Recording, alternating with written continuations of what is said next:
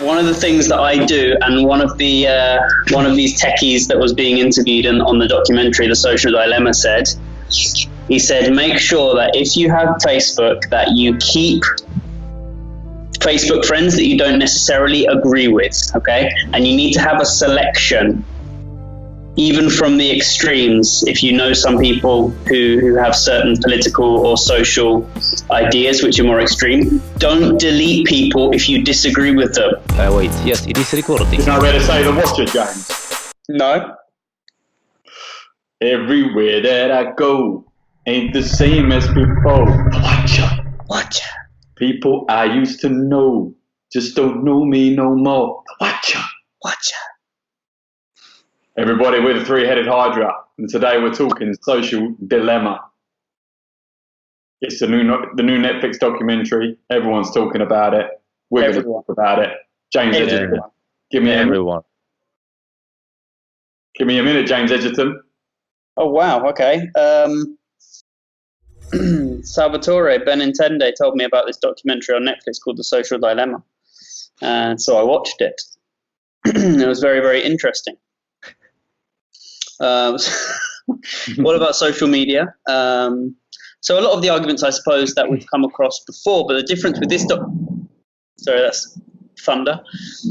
The difference with this documentary is that it interviews a lot of people who have been involved in Silicon Valley, in the big tech companies, and it sort of gives you a behind-the-scenes look at how these companies create such addictive products. So it talks about social media goals, of engagement, of growth, of advertisement, and all the difficulties of actually getting out of that habit loop, because it is, like any drug, an addiction. Yeah. I didn't even time that. So, Sal, please. Yo.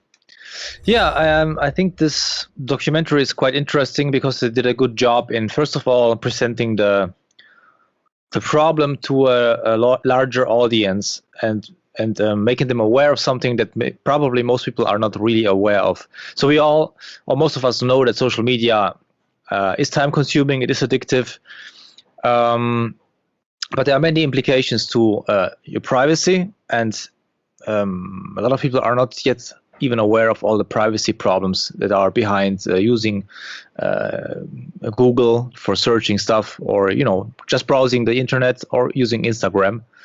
But then there's the thing on top of it, the way that smart algorithms are being used to change our behavior. So not only do they learn about us, but actually they change us. So that's something that's very, very interesting. And I find that they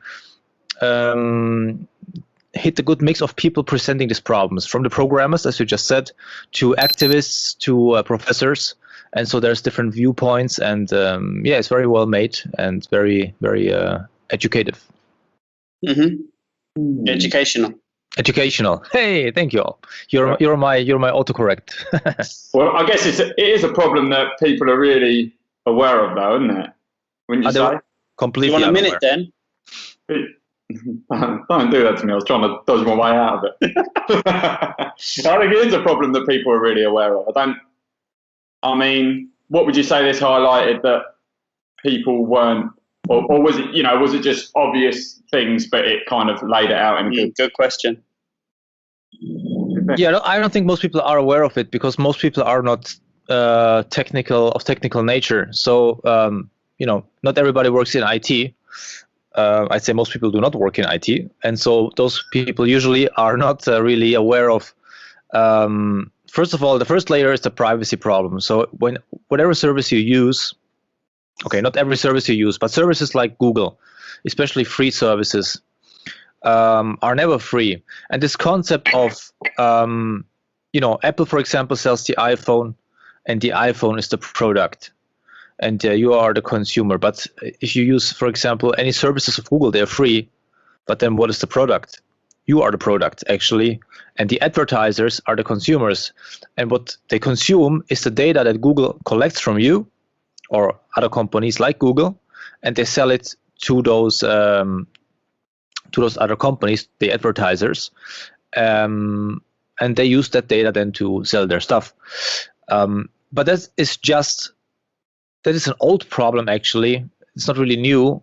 Many people still are not even aware of that old problem. Now there's a new problem coming on top of that that's even more complex and even more hidden and even more disturbing, which is that with AI, the advent of AI, things now are radically changing. And these are algorithms that are created to make you stick longer to a device or to a service. So, it's not even, they have not even been programmed, as you learn in the documentary, with bad intent, in the sense of they did not want to create a worse planet. It was just to maximize the time that you are using those devices. But the algorithms are so good that they change your behavior, and there seems to be evidence that it leads to kind of radicalization of people as well. But we can get into that later on, or you can watch the documentary yourself if you haven't done so yet. It's very, very interesting and there's so many problems. It is kind of scratching, and I think people should watch it if they have never heard of any of these things. So it's gone from like an invasion of, it's gone from people, them just knowing what you're thinking almost, to then manipulating what you're thinking, which is exactly, which is the problem. That's the thing that I found most interesting from it, actually, Sal. That these the folks that they were interviewing that had been involved in writing these algorithms and building up these big social media companies, they said that it was also impossible for them to unhook themselves from the social media, even having been behind the scenes. They've been behind the curtain, and even knowing everything that they know, they still couldn't stop themselves.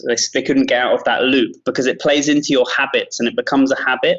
And like you say, the AI works out how to trap you for the maximum amount of time possible,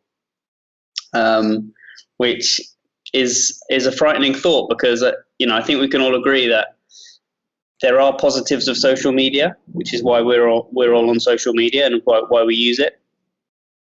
But the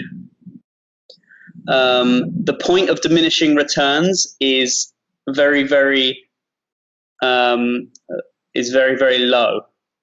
Right. What I'm trying to say is that there's an optimal amount of time, which I think is a lot less than a lot of us use these social media outlets for. But they're designed to keep you there, and they're designed,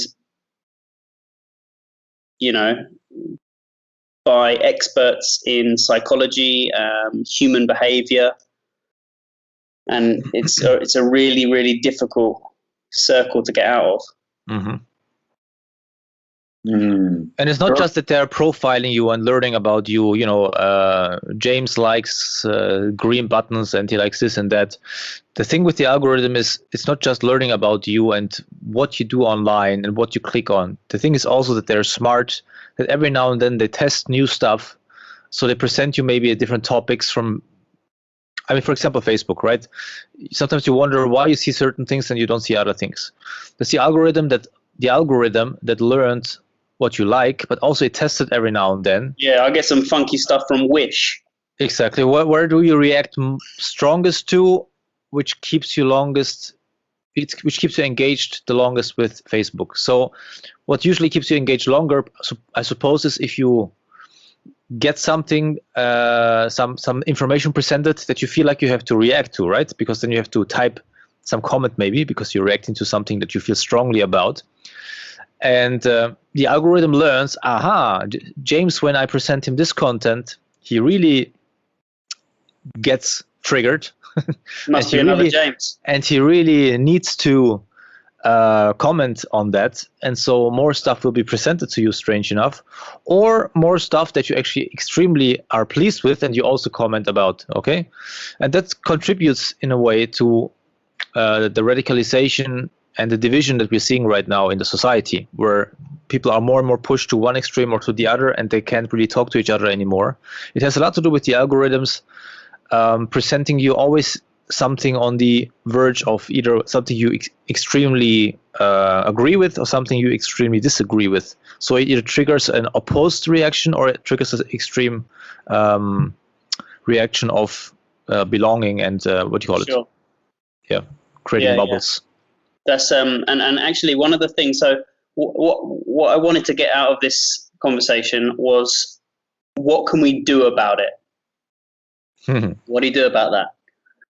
And one of the things that I do, and one of these techies that was being interviewed on the documentary, The Social Dilemma, he said, make sure that if you have Facebook, that you keep Facebook friends that you don't necessarily agree with, okay? And you need to have a selection, even from the extremes. If you know some people who have certain political or social ideas which are more extreme, don't delete people if you disagree with them. Don't cancel people if you disagree with them. You don't have to engage with them. You don't have to read everything that, all of the articles that they post, etc. But just be aware that there are different perspectives. And if you have a healthy range of perspectives on your feed, then at least you're aware that, people think differently and people see things differently. And that's what I try and do. I've got a radical vegan. I've got somebody who's pretty far on the left that keeps giving me 101 genders, which is the follow-up 101 Dalmatians. I've got some far righties who aren't racist, but they don't like immigrants, etc., etc. Like all these people I disagree with on various levels, but I keep them there because it's interesting that other worlds do exist beyond my own. That was one thing that was a practical bit of advice from the documentary. Apart from that, I mean, it says also keep social media away from kids for as long as possible. Yeah, because I suppose the long-term effects are yet to be seen, but it doesn't look positive at the moment, does it? And you can imagine in school, when school was your whole... Oh man, I can't remember feeling like when I was at home and that I was escaping from school, but you can imagine what your perspective is so narrow when you're at school, isn't it? All your friends are just, that's your world, and you can't see any further than that, no matter how much your parents try and make you. And I guess it's just inescapable if you're having a bad time at school and then you go home, it just carries on. And that needs to be. But then the other thing is, it's so alluring, isn't it, for children? So how to keep them away is just a real task, isn't it? And you'd almost be alienated for not being on social media. So what are you going to do about that? Yeah, I really believe that it's a difference between somebody who was raised without social media, like maybe our generation. Your generation. My generation. Thank you for the correction, for the precision. When I grew up, I was playing outside. I was playing with friends. I was roaming around, and computers and. I mean, social media didn't exist back then. So it's something that was acquired later on, and mostly in a working context, in a business context. So it's something that's easier to distinguish from real life. But I can imagine that somebody who is raised with social media, it's not just something that you can evaluate with a healthy distance. So if like in the social media, the social dilemma, if like they're young teenagers confuse values with likes. Yeah, that is very problematic. And Jonathan Haidt, who's also briefly in the documentary, he has a great deal to say about that topic, and it is a big problem. It is a big problem. That's one of his. Did you ever used to watch Recess in school? Yeah, you used to watch it. I remember an episode where I think the Ashleys were rating people out of 10.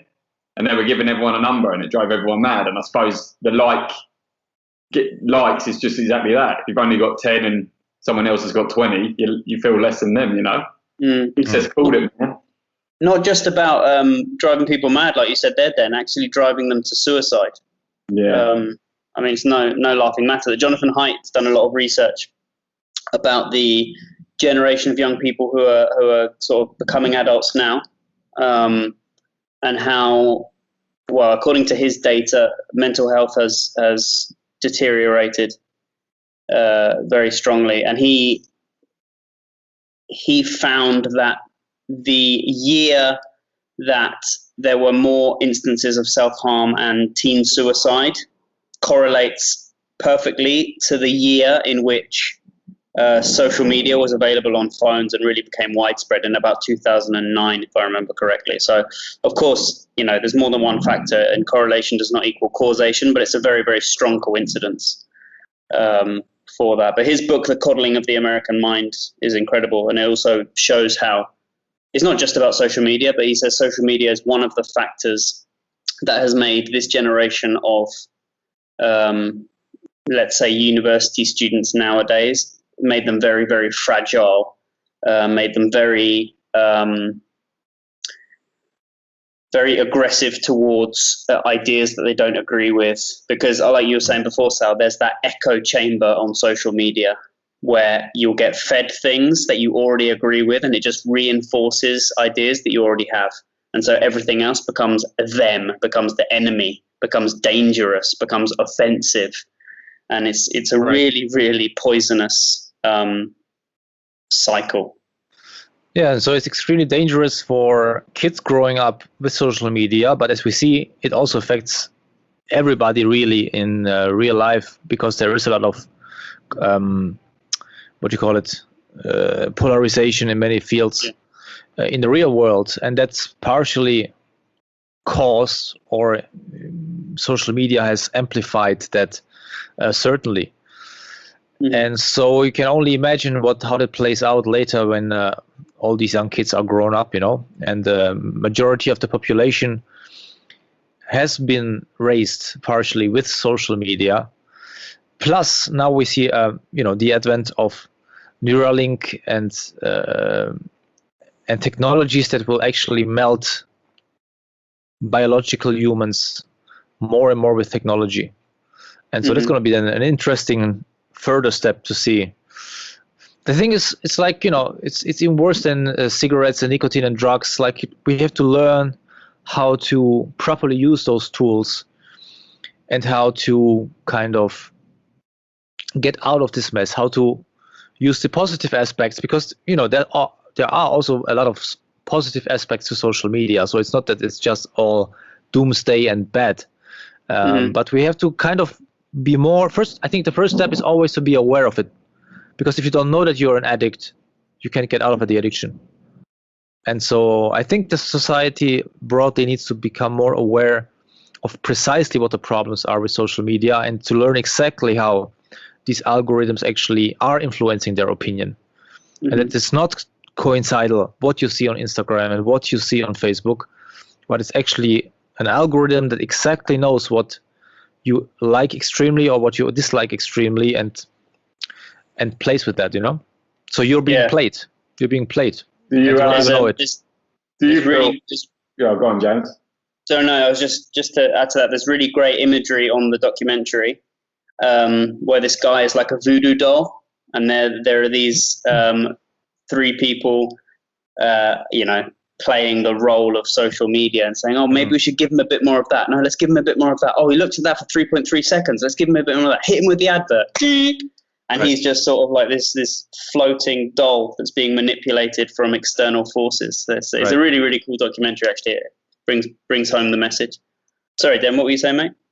And did you enjoy how it was all laid out in that sense, where it was kind of the story, and then like the story with the family, and then the and like you say, the three people in the guy's brain pulling the levers, and because did you like that? Did you think it was effective, like how they laid the documentary out like that, along with, like you say, real life interviews and of people who worked in Facebook? Yeah, definitely. I thought it was really, really well done, because it had that familiar sort of simplified version, which is like the scene, the family scene at the dinner table, that you can go to any restaurant this evening and have a look around, and some tables will just be completely on their phones, and it sort of reminds you of all these everyday occurrences, and also reminds me of myself sometimes, where I'm reaching for the phone, and before I know it, I've been scrolling for 10 minutes. So what the hell are you doing, man? Right.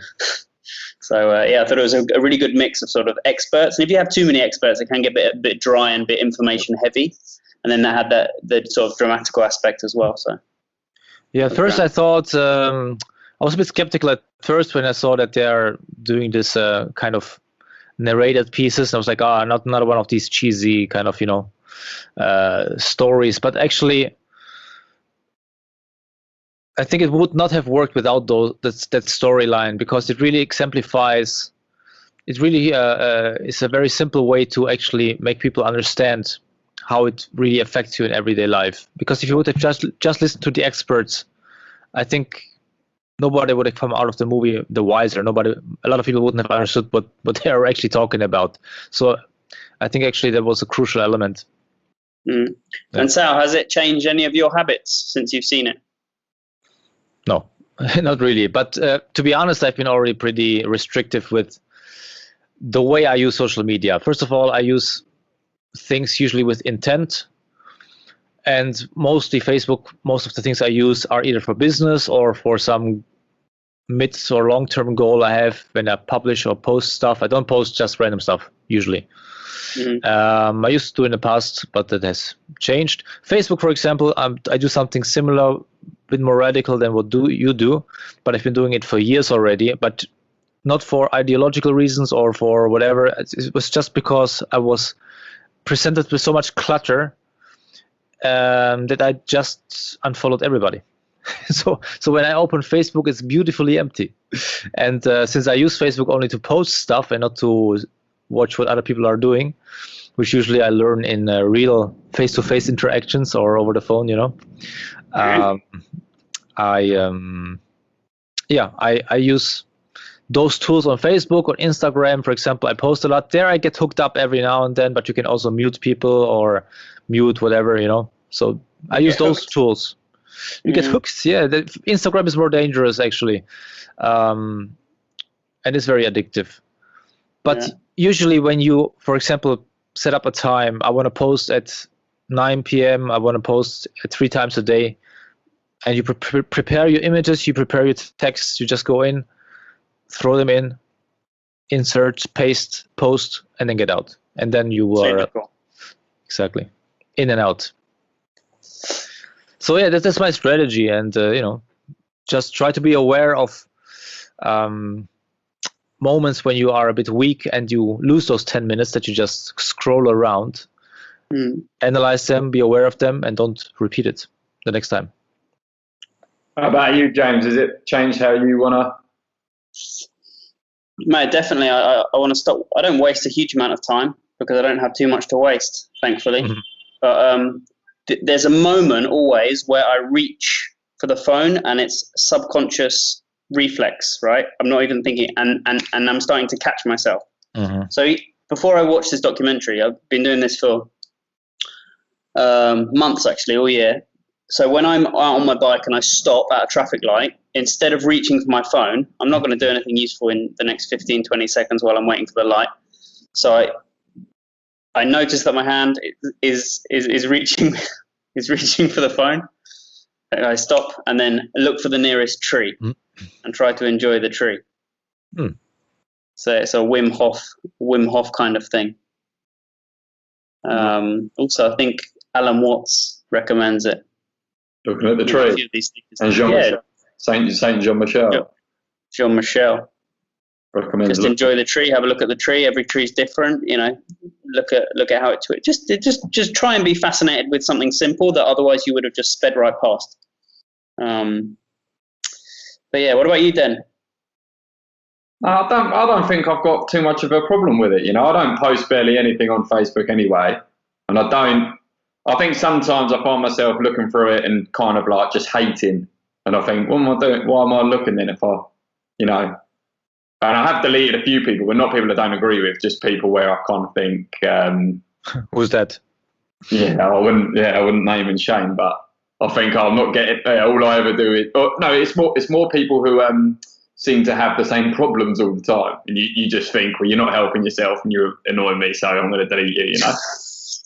But, I mean, yeah, I'm pretty good at, I'm pretty neutral guy anyway. I like to hear from the left and the right and all across the political spectrum. So I definitely wouldn't even consider deleting anyone. And I like to, if something there's a few people annoy me with their political stuff, but I can't, I like to think about why might they think that, and process that. You get angry in the moment, and I'd never post, and I'd never post straight away if someone said something I disagree with, because I'm not really ready for that.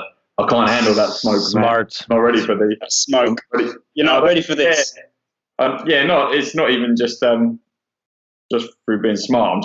I just know where the argument's going to go, and I'm not going to win against them. But that goes back to the previous podcast we did on whether you can debate on social media, which was really useful for me. I sometimes relapse, but I do try and stay away from that, because I think you're not going to get anywhere, man. Right. Then, do you know, I know we're running out of time. Do you know when we say sometimes as a joke, we take a picture at the lake or whatnot, or after a marathon or something, we say, oh, it must be worth 100 likes. That's not a joke. Not a joke. Yeah, no. Some people live like that, I do think that. 100 likes. Some people do live like that, and we say, oh, we got 100 likes. We got 100 likes for this. Just run a marathon or something, and you get 100 likes for this. As if that's the reason that you do anything in life. So that people for can many people it is. Validate you. For many people it is. Well, yeah, and that's a trap to get out of straight away. You need to be happy with yourself and motivated by yourself, and look at yourself in the mirror every day, and not wait for anonymous clickers. But as just quickly, because we are now way over the 20-minute mark. But just to, of course. But actually, besides the fact what we talked about last time in the past episode about having conversations or disagreements online, every time you comment on something, especially if you feel strongly about it, you're feeding the algorithm, and you're teaching it by reacting strongly to something, how much you love or hate something. And so you can rest assured that you will see more of that. And you can rest assured that the algorithm will now start to feed you these things to activate, to get your reaction, but also the other guy. So that's exactly one of the reasons why we have this stronger and stronger polarization going on. But anyway, there was just a quick thing I wanted to say. Don't feed the beast. Don't feed the algorithm. Don't feed the beast. Feed the algorithm. The only comment we want to see is under our video, because it's all different. Yeah. We post for love, not war. Right. All right. I think it's a wrap. Yeah, watch it. The Social Dilemma on Netflix. You decide. It's fantastic. Why are we making these podcasts? Because 3 heads are better than 1. We'll combine our experiences and research on engaging topics to learn a bit more each time, enjoy the chat, and improve our own communication skills in the process. Innovation comes from the ability to correlate information between different realms of knowledge, and we all have very different realms of knowledge between the 3 of us. Why the Hydra, you ask? In archetypal mythology, dragons guard piles of gold. Overcoming fears can bring great rewards. What you most need is often where you least want to look, and we won't shy away from the fire to challenge each other and reach that goal. What's in it for you, listener? Learn, laugh and love. Get involved and join us on this adventure.